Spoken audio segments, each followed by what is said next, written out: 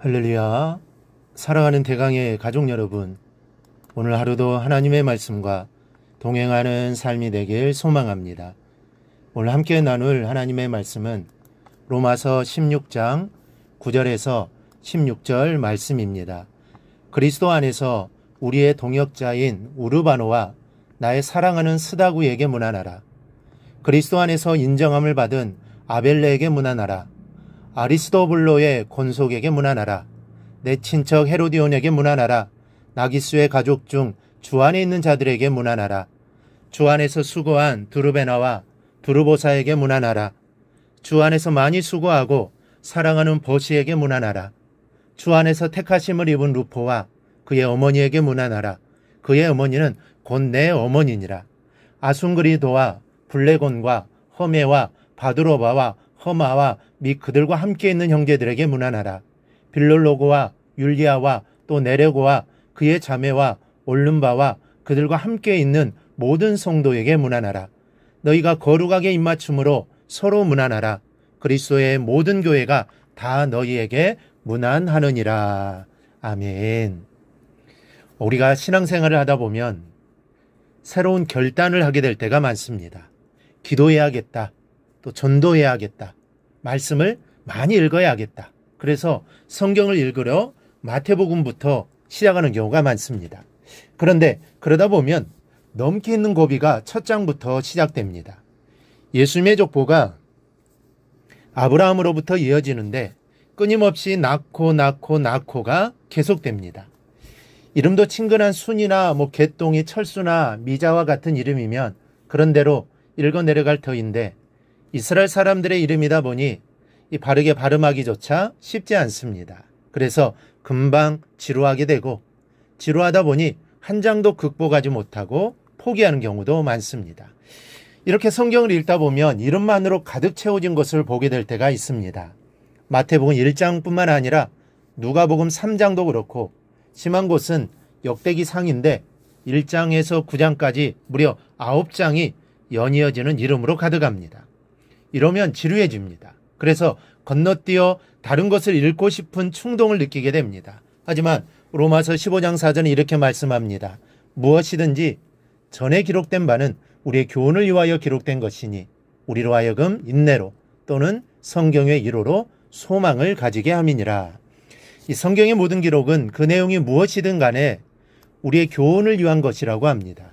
어떤 말씀이든지 그 안에는 우리가 교훈받을 확실한 내용이 들어있다라는 말씀입니다. 비록 사람의 이름이 계속되어 나열되었다 해도 그 안에는 우리가 받아야 할 교훈이 분명히 있는 것입니다. 오늘 본문인 로마서 16장도 거기가 사람 이름의 나열입니다. 사도 바울이 로마 교우들에게 보내는 편지를 마무리하면서 안부를 전하는 내용입니다. 아주 단순하고 거기가 비슷비슷합니다. 그러나 이런 단순한 내용에도 하나님의 교훈은 숨겨져 있습니다. 그 교훈은 하나님의 일은 혼자서 하는 일이 아니라는 것입니다. 이 사도 바울 하면 떠오르는 인상은 완벽한 사람, 또 거룩한 사람, 근엄한 사람, 오직 예수밖에 모르는 사람, 그리고 세상 일은 아무것도 모르고 오직 교회를 세우고 전도만 한 사람이라는 인상을 받습니다. 그리고 수백 명이 달려들어도 이룰 수 없는 일, 혼자서도 감당할 수 있는 슈퍼맨과 같은 사람, 아시아 유럽을 넓게 돌아다니면서 교회를 세우고 마귀가 지배하는 곳에 십자가의 깃발을 꽂고 돌아오는 위대한 능력의 주인공이라는 생각이 강하게 듭니다. 그러나 본문에서 바울은 이런 위대한 일들이 자신의 힘과 능력으로만 되어진 것이 전혀 아니라는 것을 우리에게 보여주고 있습니다. 자신이 이런 위대한 하나님의 역사를 이루는 데는 수많은 믿음의 동역자들이 있었기 때문이라는 것을 증거하고 있습니다. 오늘 본문은 마치 그 위대한 인물들이 사도 바울을 가운데 세우고 빙 둘러서서 활짝 웃으며 찍어놓은 앨범 사진을 보는 것 같은 느낌입니다. 나이든 사람들이 무척 많은데 그중에는 여자가 7에서 10명 정도 포함되어 있는 것을 보게 됩니다. 이 로마 교회들에게 보내는 이 편지에 왜 바울은 이 사람들의 이름을 적어보냈을까요? 그것은 바로 이들을 기억하라는 것입니다. 이 사람들이 하나님의 큰 역사를 이루는 일에 자신과 동역한 주인공이라는 것을 말하고 있는 것입니다. 우리는 여기서 사도 바울의 위대함이 어디서 비록되었는지를 바로 알아야 합니다. 이 바울의 위대함은 그 자신의 능력에 있었던 것이 아니었습니다.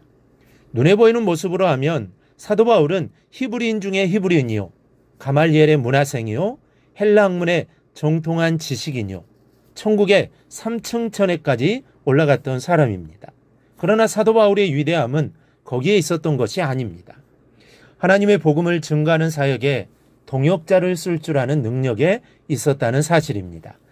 자신을 유능하고 재주가 많다고 생각하는 사람들이 있습니다. 이런 사람들의 특징이 작은 일을 맡기면 잘 이루어내지만 조그만 큰 일을 맡기면 제대로 감당하지 못한다는 겁니다. 왜 그렇습니까? 혼자 하는 일에는 한계가 있기 때문입니다.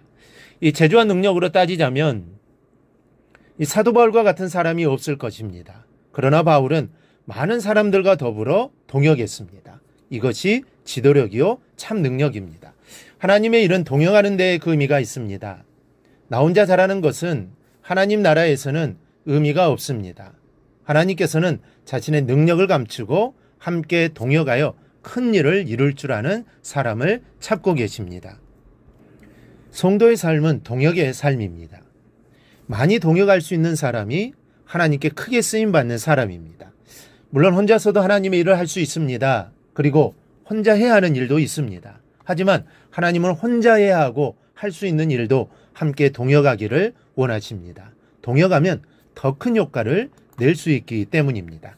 기도도 마찬가지입니다. 기도도 함께 할 때 잘할 수 있어야 합니다. 혼자 기도하는 사람은 힘 있는 사람입니다. 그러나 함께 기도할 줄 아는 사람은 산을 옮기는 위대한 사람인 것입니다. 그러므로 우리 모두 교회 모든 일에 함께하는 성도들이 되기를 바랍니다.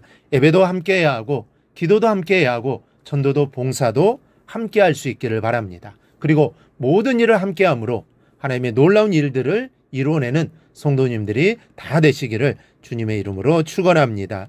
오늘 묵상한 말씀을 굳게 잡고 삶으로 실천하며 살아내는 대강의 모든 성도들이 되기를 축복합니다.